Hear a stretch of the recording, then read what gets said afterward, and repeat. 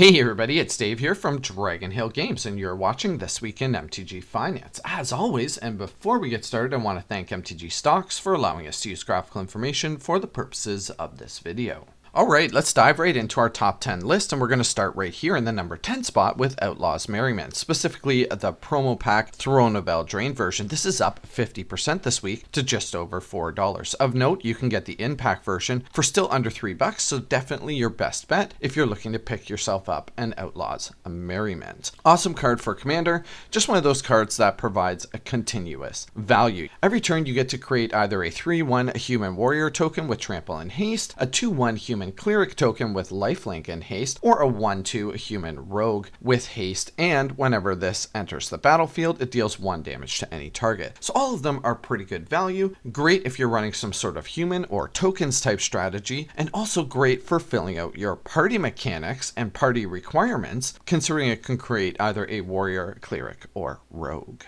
Taking up the number 9 spot is a card we had on our list last week, and that's Trade Routes. Now, this is specifically the 8th edition version, valued at $5, and this one's up 55% this week. Essentially, what's happening here is this is just playing catch up with all of the other versions. In fact, the 8th edition version at $5 is still a much better value, even though it's up 55% this week, than the 9th edition and Mercadian Mass versions, which are both between $7 and $8. We talked about Trade Routes last week. Super good card. It works in various combo decks where you can take extra turns by using Mystic Sanctuary to put an extra turn spell back on top of your library every turn, and using trade routes to continuously do that. It also works really well with all of the new landfall mechanics, and obviously that's why Trade Route is on the rise lately. Of course, we have a few reserve list cards on our list this week, go figure, and the first one to take up those honors is Multani, Maro Sorcerer from Urza's Legacy. Coming in at number 8 and valued at $10, Multani is up 58% this week. Classic commander card for 6 mana. We get a legendary creature that has power and toughness, each equal to the total number of cards in all players' hands. Pretty good for commander, for sure. Now, it has the old Shroud wording on it from way back before Shroud was even a keyword. Multani cannot be the target of spells or abilities. Really awesome commander card, and also on the reserve list, so those two things combining together account for Multani's huge spike in price. Now, our number 7 winner is also up 58% this week. This thing is also on the reserve list, and it was also on our top 10 list last week. I talked about Argivian Archaeologist a fair bit last week, so I'm not really going to go into it too much again this week. It's a bit of a pet project for me. I've really enjoyed watching the price progression of this thing over the years. Super good card, and being able to pay 2 mana to return an artifact from your graveyard to your hand is just outstanding value.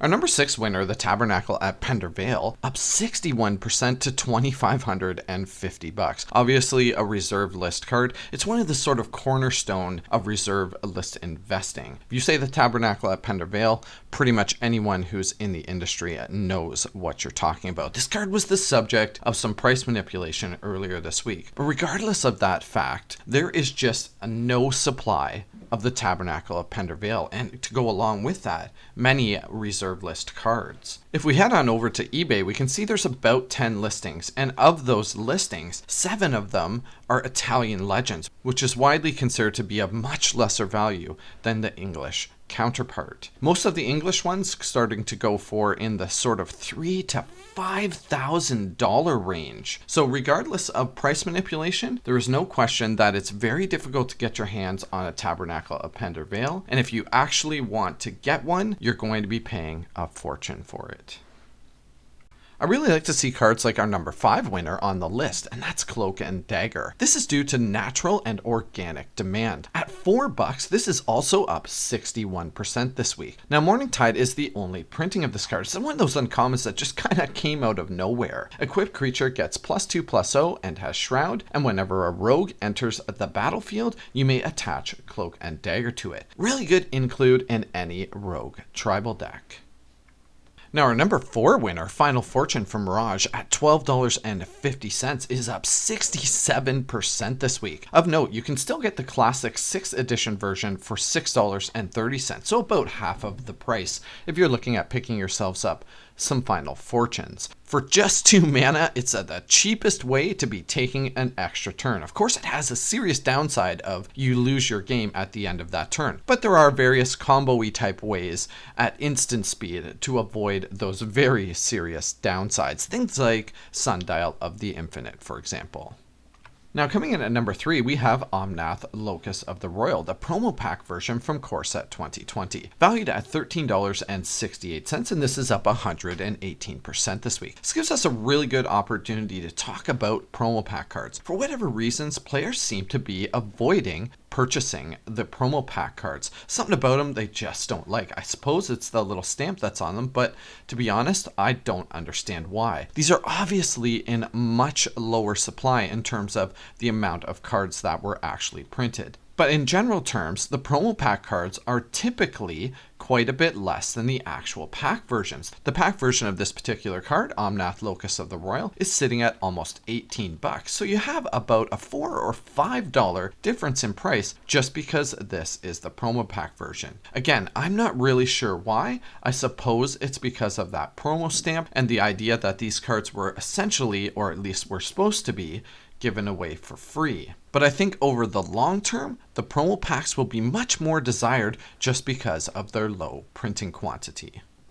Coming in at number 2 is a card that continues to impress, and that's Skyclave Apparition from the brand new Zendikar Rising set, valued at $7.25, and this is up another 131% this week. Card just continues to climb. Now there's a few reasons for that. It is in huge demand in multiple formats. It's getting played in Modern, Legacy, Standard, and of course Commander. Slots really well into any sort of Death and Taxes deck and Spirit tribal theme strategy. For 3 mana, when it enters the battlefield, you exile a non-land, non-token permanent you don't control with CMC 4 or less. And then when Skyclave Apparition leaves the battlefield, the exiled card's owner creates an XX blue illusion creature token where X is the CMC of the exiled card. Seems like a little bit of a heavy price to pay, but there's ways to avoid it and leave things in permanent exile with strategies like Death and Taxes. Zendikar Rising is just not getting opened. It's not getting drafted. People aren't playing Paper Magic right now for whatever reason, mostly due obviously to the current situation that we're all in the world, but just Magic in general seems to be in a bit of a downtrend. So a lot of regular draft booster boxes just aren't getting open, and the quantities of these cards aren't getting out there. So to get these cards in paper is a lot more difficult than it traditionally has been. And our big winner this week is essentially a meme. That's the Walking Dead from Legends, up 219% to $5.40 for a crappy common. Everybody is all about Walking Dead lately. In fact, I did a video talking about my take on the Walking Dead Secret Lair. I'll put that up in the top right corner. If that's something you're interested, go ahead and check that out. So here we have a common that has the actual name Walking Dead from Legends. It's a terrible card, a 1/1 for 2 mana that you can pay a black to regenerate. But of course, everybody is having a ton of fun with The Walking Dead lately, so it doesn't surprise me that an older card like this with a really low supply is on the rise.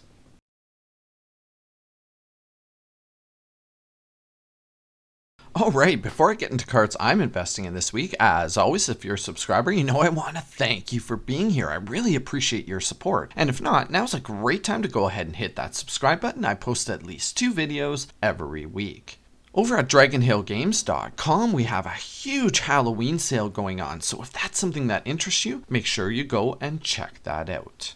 Alright, we're going to talk about a few heavy hitters this week that it's time to get your hands on if you're in the market for these cards. Lily of the Veil has had a spectacular fall from grace, currently valued at $60. Now the reason for this is she's just not really that good as a crossover into Commander, and usually I recommend cards that are good in multiple formats. Now Lily is good in multiple formats, but a really important thing for me is that the card is also playable in Commander, and unfortunately Liliana of the Veil doesn't really fit that bill so well. She's just not that good in Commander. There's other cards that sort of fall under the same category. Something like Karn Liberated, really awesome in Modern, just not so great in Commander.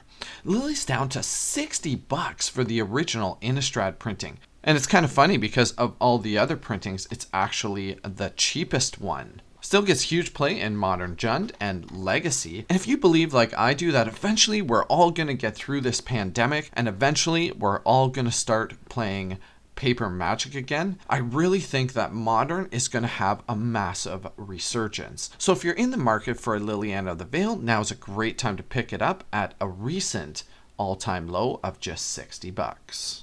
I put a video out when Double Masters first dropped, and my target price in that video for Jace the Mind Sculptor was 60 bucks. Now there was quite a few people that said there's no way that it's going to fall under 60 bucks. And if it did, that would mean that all of the other versions are following suit. Now here we have Jace the Mind Sculptor at $50. This is an iconic card from Magic's history. It is the Jace everyone thinks of when you say the name Jace, and every other printing of this card is still 65 bucks or higher. Obviously, huge card in Modern and Legacy, gets a ton of commander play. So conversely to Liliana, Jace actually sees quite a bit of commander play. If we head over to EDH Rec, he's in over 7,000 decks. Picking up Jace the Mind Sculptor, the Double Masters version, for around 50 bucks is an absolute steal, and if you're looking for one, there's never been a better time to get it.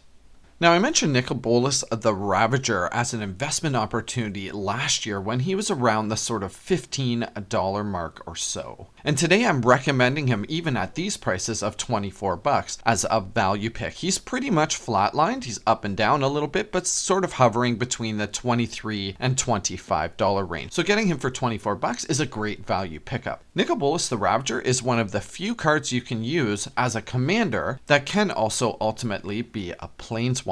But even just for 4 mana in the Grixis colors, Nicobolus has immediate value when he hits the battlefield. Not only is he a 4/4 flying dragon that your opponents are going to have to deal with, when he enters the battlefield, each of your opponents also has to discard a card. Really popular commander, really popular in Commander, and a great pickup at just 24 bucks. All right, I really hope you guys enjoyed this episode of This Week in MTG Finance. If you did, go ahead and smash that like button. It really helps me out, and I'll see you again soon. Bye for now.